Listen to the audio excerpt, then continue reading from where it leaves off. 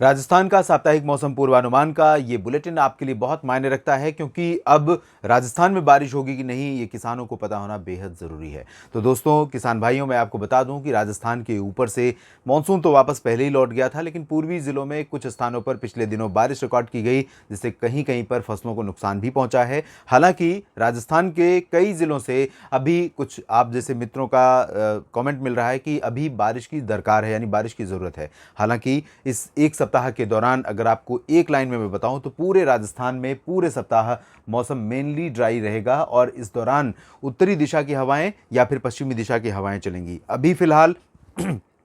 अगर हम आज की बात करें तो आज 14 अक्टूबर है और आज से लेकर अगले 2-3 दिन यानी 15, 16 और 17 अक्टूबर तक, 16 अक्टूबर तक बेसिकली उत्तरी दिशा की हवाओं का प्रभाव रहेगा। चूरू, गंगानगर, बीकानेर, बाड़मेर, जैसलमेर, जोधपुर और नागौर से लेकर सीकर, झुंझुनू, अलवर, जयपुर, भरतपुर, दौसा, करौली से लेकर चित्तौड़गढ़, उदयपुर तक इन सभी भागों में उत्तरी दिशा की हवाओं का असर रहेगा।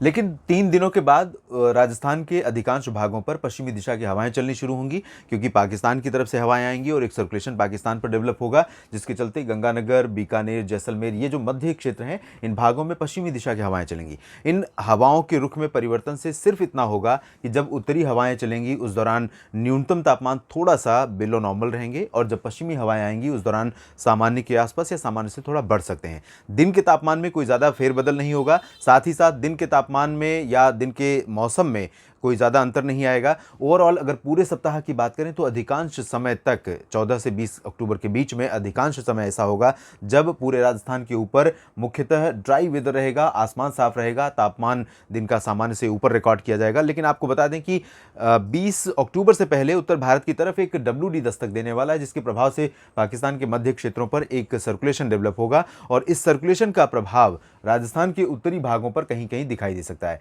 तो श्रीगंगानगर, हनुमानगढ़ और चूरू, बीकानेर ये जो पश्चिमी और उत्तर पश्चिमी हिस्सा है इन भागों में कुछ इलाके ऐसे हो सकते हैं जहां पर बादल बन सकते हैं, कहीं कहीं पर लाइट रेन या बूंदाबांदी की संभावना बन सकती है। चांसेस ज़्यादा बारिश के या कह सकते हैं कि लगातार घने बादल छाए रहने के फिलहाल नहीं है, लेकिन इस बारिश से नुकसान की आशंका भी नहीं है, क्योंकि चूरू, हनुमानगढ़ और बीकानेर में अगर बारिश होती है तो संभवतः यहाँ पर किसान खुश होंगे, क्योंकि यहाँ पर अभी बारिश का इंतज़ार किया जा रहा था, क्योंकि आने वाली फसल की बुआई करनी है, खेतों को तैयार करना है, या फिर सब्जियों की फसलें हैं या जो रबी फसलें बुआई, जिन फसलों की मध्यवर्ती फसलों की अग्रिम बुआई हुई है उन्हें सिंचाई की ज़रूरत है, तो यहाँ पर फ़ायदा हो सकता है। बाकी जगहों पर चिंता करने की अभी कोई ज़रूरत नहीं है। हालांकि एक नया वेदर सिस्टम बंगाल की खाड़ी में बन रहा है, 20 अक्टूबर के आसपास बनेगा, वो आगे बढ़ेगा। अगर वो सेंट्रल इंडिया की तरफ आता है तो जाहिर है कि राजस्थान का जो दक्षिण पूर्वी हिस्सा है, भीलवाड़ा, राजसमंद, सिरोही, उदयपुर, डूंगरपुर, प्रतापगढ़, जालौर, बांसवाड़ा और झालावाड़, बारां, कोटा, बूंदी, माधोपुर, सवाई माधोपुर इन भागों पर असर दिख सकता है, लेकिन ये होगा अगले सप्ताह में। तब तक अभी लंबा समय है, लेकिन लगातार मेरी नज़र रहेगी कि अगर वो राजस्थान की तरफ आया तो किन राज्यों, किन ज़िलों पर असर डालेगा, इस पर नज़र रहेगी और लगातार आपको अपडेट भी करता रहूँगा।